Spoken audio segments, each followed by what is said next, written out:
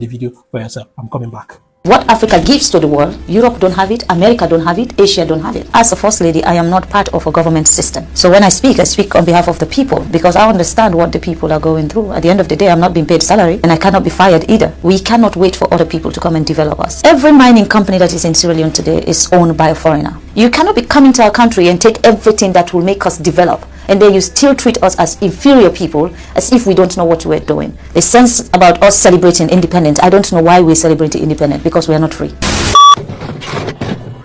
One of the most fundamental corruptions of the social contract in human history is colonialism. Yep.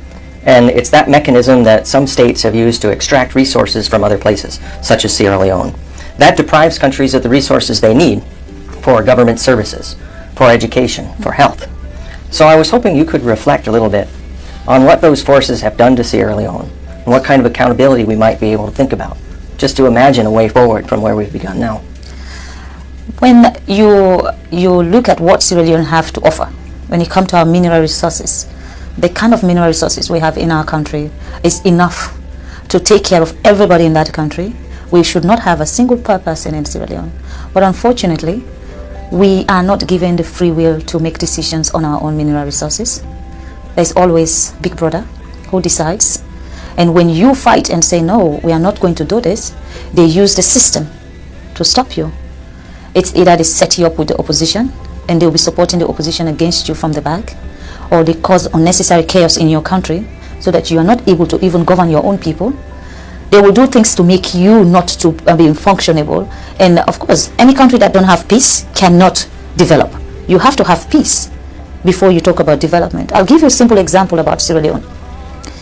Every mining company that is in Sierra Leone today is owned by a foreigner. Every mining company. If it's not the Chinese, it's the American, it's the British. Our electricity, Bumuna, is run by the British. And we still don't have light. We're looking for light, electricity. If you don't have electricity, how can you talk about education? How can you talk about health facility? How can you talk about improving the infrastructure of your country?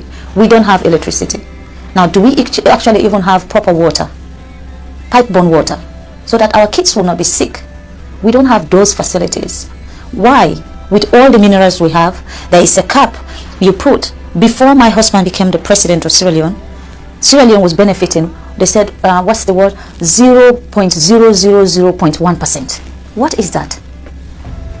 Basically, a company can take as much as $100 million out of the country in terms of minerals, and then they can just give the country $10,000.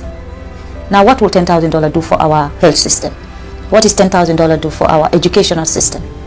And these are the things I believe that are stopping Africa from progressing. We don't have a say. The sense about us celebrating independence, I don't know why we're celebrating independence, because we are not free. That is my own take. I'm not speaking also on behalf of the government of Sierra Leone, nor am I speaking on behalf of His Excellency the President. I am speaking as Fatima, as a citizen of a country who believes that things need to change. Where do we go from here? Do you have any practical ideas about where we might start? Or collective ideas that we might gain support for? I feel Africa, patriotism is very important. You have to love your country to want your country to be a better place. Patriotism, I think we have to have that sense of patriotism in our countries, and our leaders also should be subjected to that. You know, it is not only when you were talking about election and then everybody come out and celebrate, and after election, that's it. Accountability. Who accounts for what is happening? Who is the one who is changing the narrative of what is happening? Like I said, as a First Lady, I am not part of a government system. I am a wife of a president. So when I speak on behalf of the people, because I understand what the people are going through. At the end of the day, I'm not being paid salary, and I cannot be fired either. So that's the advantage. That's the advantage of being a First Lady. But I believe that for Africa, what is happening in Africa today, it needs to change, and it needs to change now. There is no time like now, because for Sierra Leone, we now have a president who believes that we cannot wait for other people to come and develop us. We cannot wait for another country to come and prescribe how our country should be run or what we need in our country. You know, this divide and rule, if you're close to China, we will not come to your country. If you're close to America, we will not come to your country.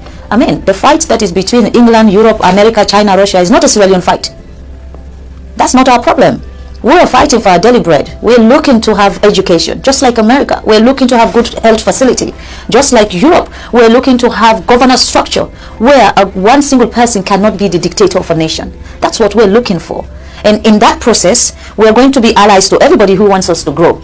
But if we now align ourselves with someone, and then this other person now feel offended that, oh, you know, I'm coming from China now. I flew in, I've gone around the world to get to Boston, you know. I went to China and then come here. Before here, I went to England and then flew into America. For me, I am not restricted where I should go or who I should be talking to. I am going around the world to see a country that sees Africa not as not just as an ally of what you'll be getting from us, but a country that sees Sierra Leone as partners and treat us with respect. You cannot be coming to our country and take everything that will make us develop, and then you still treat us as inferior people, as if we don't know what we're doing. I think that is wrong. You know, we're looking for partners that value us. People that will come to our country and say, you know what, this country has suffered enough, they need to grow. We were once the atom of Africa. Every country within sub-Saharan Africa used to come to Sierra Leone for our education. And today, what can we be proud of? We cannot talk about education in Sierra Leone because they've ruined that for us. Everything that has empowered Sierra Leone has been ruined. And now we have a leader who wants to fix everything. There's a problem. In Africa, you should not have a leader that is assertive, a leader that knows what his people want, a leader that wants to change what is happening. The moment you have that, it's everyone's target.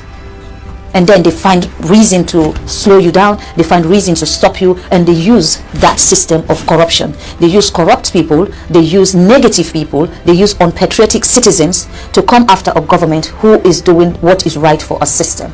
I think we need to address those issues. Unfortunately, I don't know who I'm very good at name calling, but at the moment, I don't know who I should be screaming at. I think the way you started on working on reform for women and girls is a template that can be followed for many other issues. Do you think of what a next one might be? Well, one of the most serious issues I have with the United Nations is the fact that Africa is not part of the Security Council. We're talking about 54 countries, I'm sorry. 54 countries, a whole continent does not have one person representing Africa when it comes to decision making at the Security Council. And I'd observe also that no African country has its own executive director at the World Bank either. No, unfortunately, Yes. we don't know how to manage money. I think I'll have to disagree with you. What do you want me to say? Because if that is the perception since the beginning of, every time an African come forward for something that they have to be a decision maker for the world, not just African, it's just not possible. I understand. So what can I say? There must be a prescription somewhere that says, Africa, you are not good enough. Well, it might be revolutionary, but I'm going to say it right here. Africans should be in charge of Africa. I believe that also that Africans' issue can only be enhanced when Africans decide to do that. They should not allow another person to give them a prescription of how Africa should look like or what we need in our Africa, because we know what we need in our Africa. No one will know that better than us. And I think the UN should see Africa as partners. And the United Nations, definitely, you cannot have 7-country vetoing everything. When it comes to Africa issue, it is those 7 countries who are the countries that are actually exploiting Africa. They're the ones who have the veto power to make decision on anything that has to do with Africa. So for me, I think that is wrong. And that is one thing the president of Sierra Leone has campaigned for. And this year, Sierra Leone is now a non-permanent member at the United Nations. But yet still, we don't have a veto power. But we're there. At least we're getting closer. And in these 2 years, our mission is to get the United Nations to see Africa not as one country. Because that's the mistake they do. When you say I'm from Africa, they say, oh, you're from Nigeria. I said, no, Nigeria is one country in Africa. We have 54 countries in Africa. So see us as a continent that also, what we offer to the world, Europe does not have it. What Africa gives to the world, Europe don't have it, America don't have it, Asia don't have it. Because we are not mining in China, we are not doing any mining in America or mining in Europe. But they're doing it in every part of Africa. Not just Sierra Leone, go to Democratic Republic of Congo, go to Botswana, go to Angola, go everywhere there is mineral resources. It is the West and the Chinese who are there.